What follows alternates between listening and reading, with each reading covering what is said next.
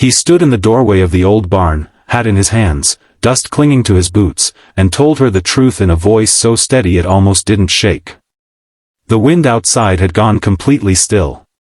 She stared at him, heart pounding, realizing the man she'd offered a sandwich to wasn't who she thought he was at all. Before we go any further, if you love stories that remind you how powerful simple kindness can be, make sure you're subscribed to Kindness Tellies. Like this video and share your thoughts in the comments, because your stories matter just as much as the ones we tell.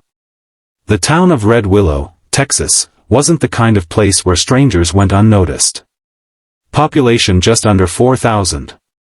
One main street. One diner that still had a jukebox in the corner.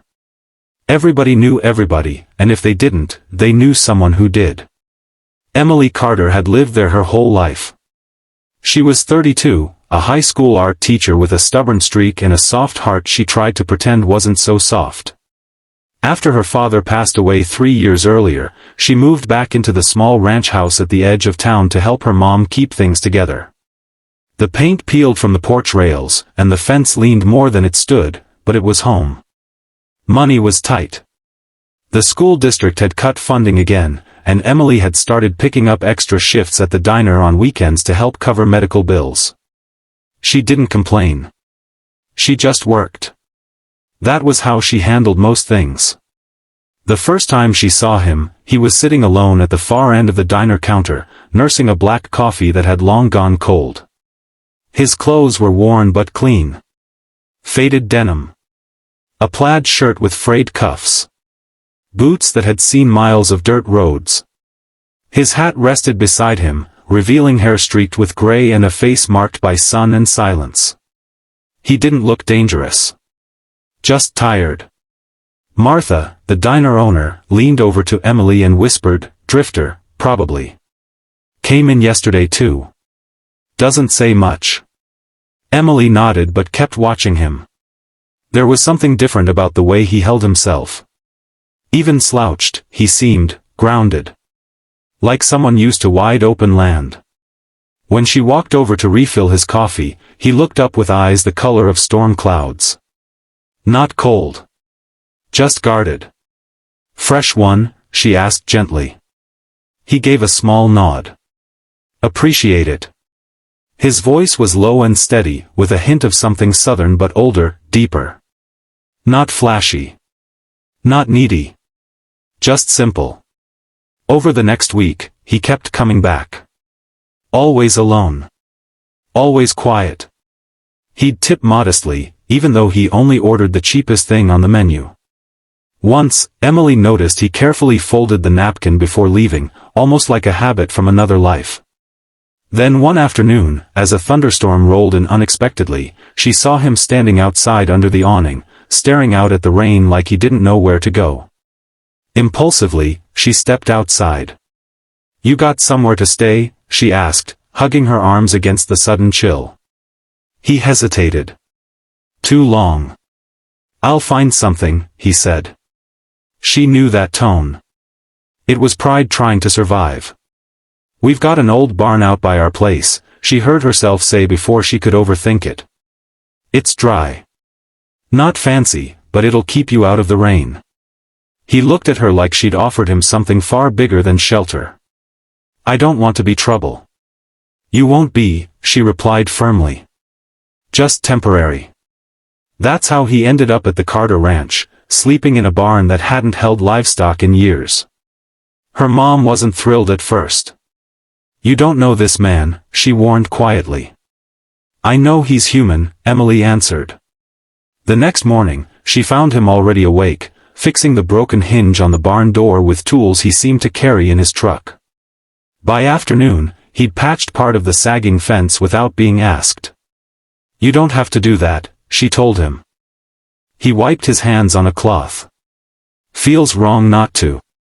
Days turned into a week. He never overstepped.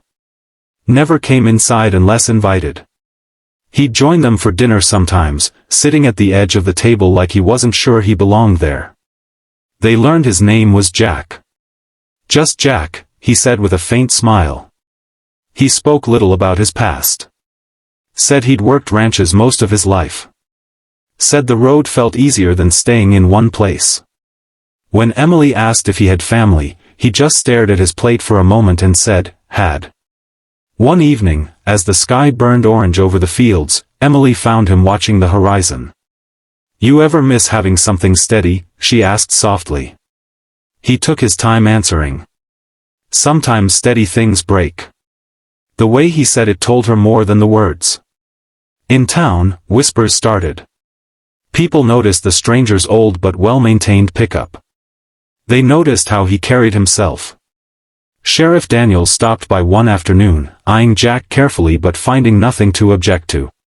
Still, curiosity grew. Then came the day everything shifted. Emily had driven into town early to pick up supplies for her art class. When she walked into the diner to grab coffee, she froze. 2 black SUVs were parked outside. Men in pressed suits stood near the counter, speaking in low, urgent tones. Martha looked pale. What's going on? Emily asked. One of the suited men turned. Are you Miss Carter? Her stomach tightened. Yes. We're looking for a man named Jackson Hale. The name meant nothing to her.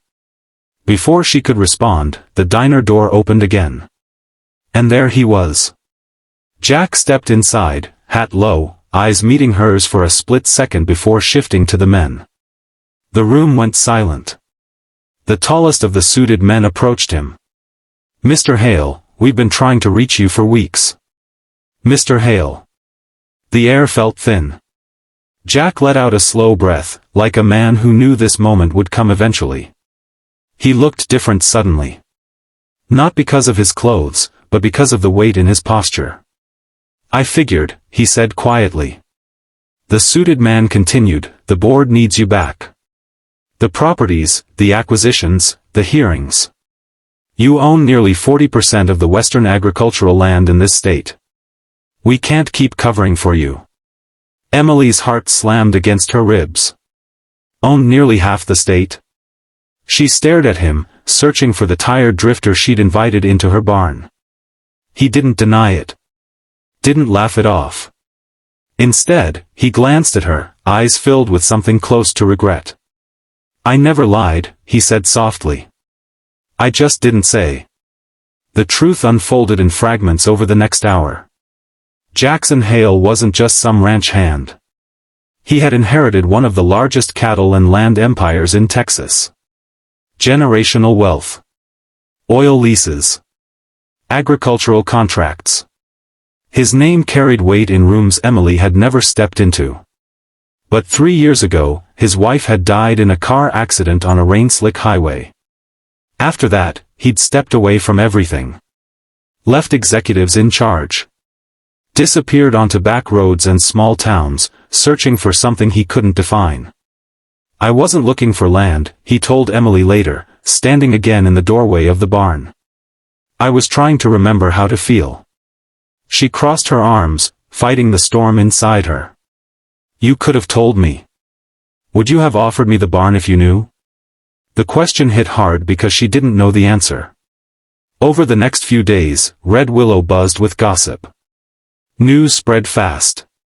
The drifter Cowboy was one of the wealthiest men in the state. Reporters began circling. The quiet ranch felt exposed. Jack prepared to leave. I've taken up enough space, he said gently. You showed me something I forgot existed. And what's that? She asked, her voice steadier than she felt. That someone can care without wanting something back. He offered to write a check big enough to fix the ranch, pay every medical bill, fund the school's art program for years. She looked at him long and hard. If you do that because you pity us, she said slowly, then everything we shared becomes a transaction. His jaw tightened. That's not what this is. Then don't fix my life, she whispered. Just don't disappear. For the first time since she'd met him, his carefully guarded expression cracked. He stepped closer, not touching her, but close enough that she could see the ache he carried. I haven't loved anyone since my wife, he admitted. Didn't think I ever would again. But sitting at that kitchen table, hearing you argue with your mom about burnt cornbread, watching you teach those kids to paint sunsets like they matter, it did something to me." Tears stung her eyes, but she refused to look away. He didn't sweep her into some dramatic embrace. He didn't make grand promises. Instead, he stayed. Not in the barn, but in town. He rented a modest house instead of hiding behind corporate walls. He went back to his company, but this time with different priorities. He redirected funds into small-town schools, including Red Willows. He created grants for struggling family ranches so they wouldn't be swallowed by corporations like his. And every evening, he came back dusty from boardrooms instead of cattle fields, sitting on that peeling porch beside Emily, talking about everything and nothing. Love didn't explode into fireworks. It grew steady and patient, like roots digging deep into Texas soil. Months later, when he finally asked her to walk beside him not just in Red Willow but in every boardroom and pasture his name touched, she didn't see a billionaire. She saw the man who folded napkins carefully, who fixed broken hinges without being asked, who had once stood in the rain with nowhere to go.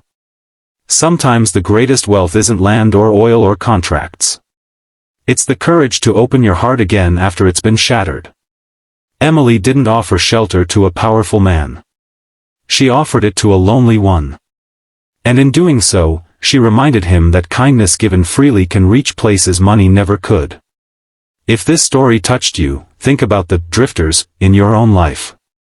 The quiet strangers. The guarded hearts. A small act of kindness might be the very thing that helps someone believe in love again. Share your thoughts in the comments, and tell us about a time when kindness changed your world. Because sometimes, the person standing in the doorway isn't just passing through. Sometimes, they're exactly who you were meant to find.